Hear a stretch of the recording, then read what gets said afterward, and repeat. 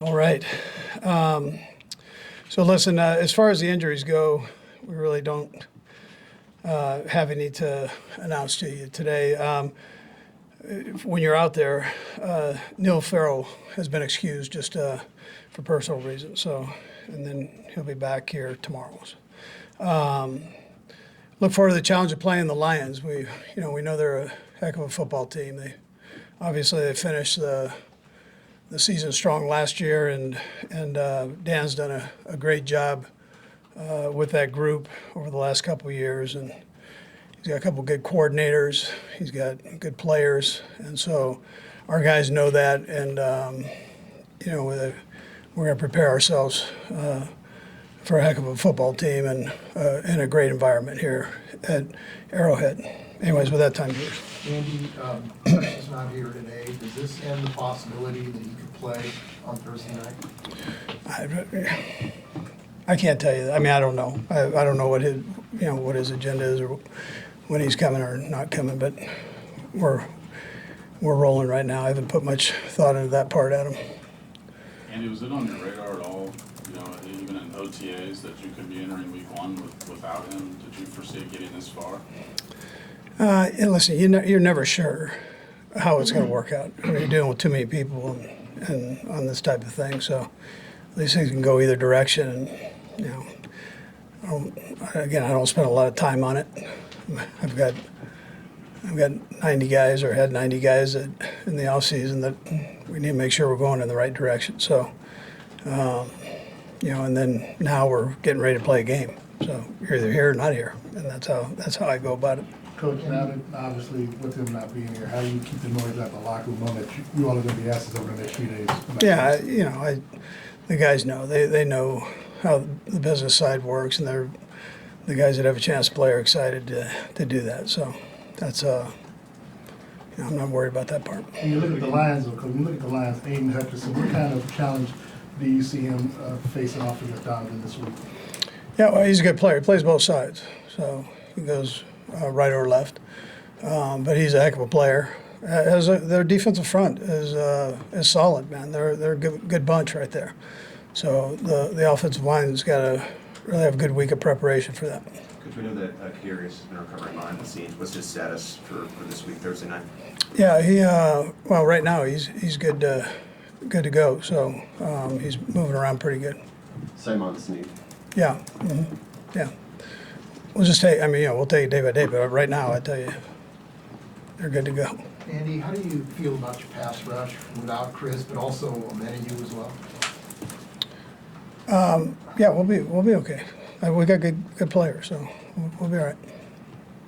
You said Neil's sitting out this practice, but just for the first game, do you anticipate having him up, or is that a wait and see thing? I guess, how do you anticipate? Yeah, we'll see. We'll just get him back here tomorrow and see, see how he does working himself in there.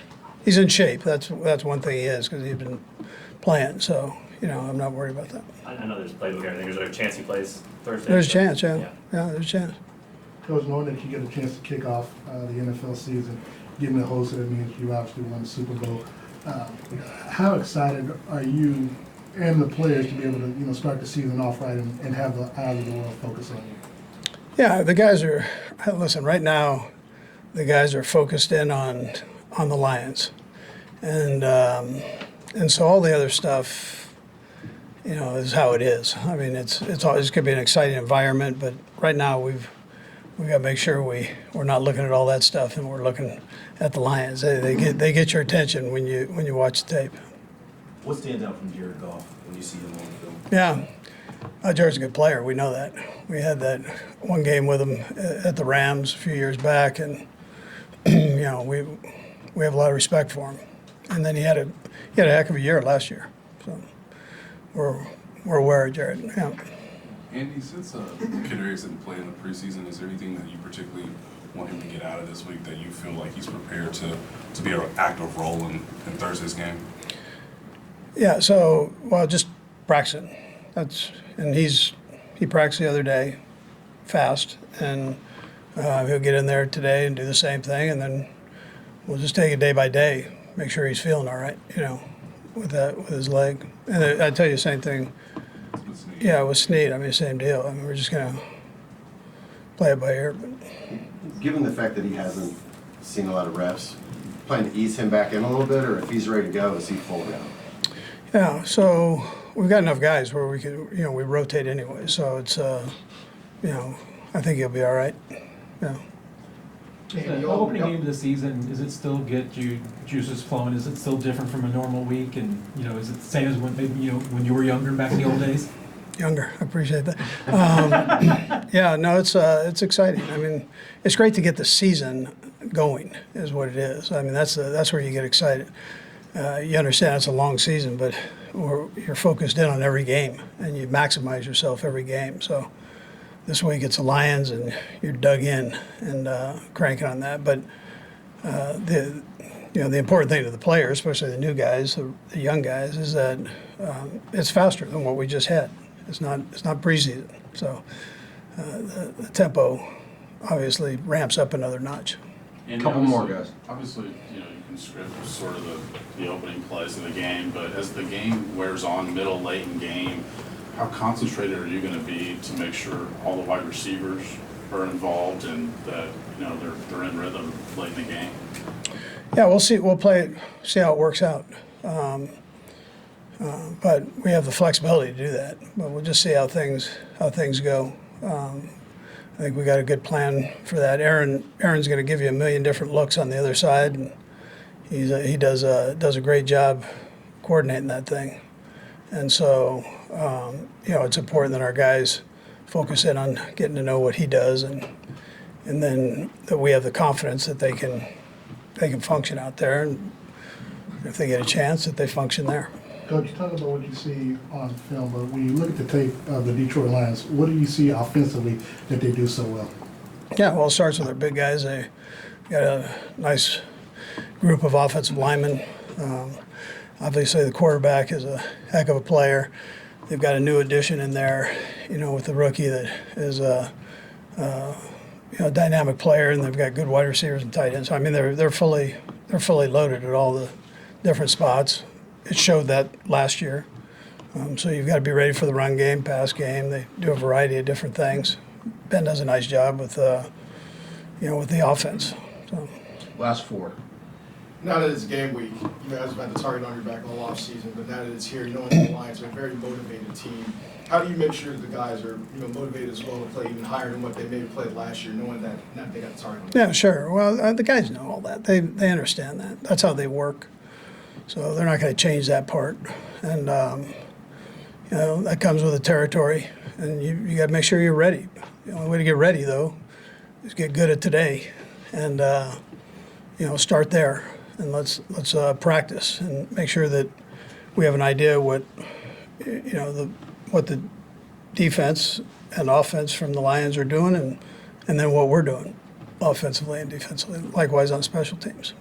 Aaron, this week starts the official title defense. It's been 20 years since the team went back-to-back Super Bowl victories. Why do you think it's so hard to go back to it? Yeah, I tell you, it's hard to get one. Took me 20 years to be on that end of it, and so to have that opportunity with these guys. So it's tough. It's a tough deal. So you don't you don't look at that. You look at what you can control, and that's your play like right now. And so you have a good day today, and you back it with another good one tomorrow, and then you get yourself ready mentally and physically to play against a really good football team.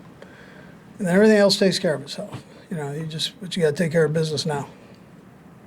Andy, just for background understanding, you say you don't spend much time on the Chris situation and that there was, I guess, no communication between you and him last week. When was the last time you talked to Chris? And I guess, did you think that conversation went well, or you were able to express sort of your desire to have him with the rest of the guys? Nate, not trying to be a lawyer, but I don't really want to talk about it, about my thing with him or anything else there. But I'm going to just tell you, Veach has had communication there and with his agent. So it's,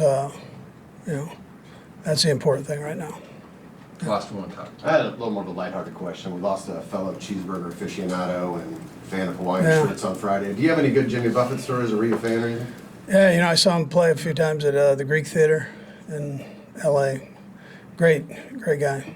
Very few guys can be a great singer, writer of that, and a writer, period, of books. And he did it all, man. I mean, he Renaissance man. And then he still sailed through the Bahamas. All right, thank you. All right, guys. Like,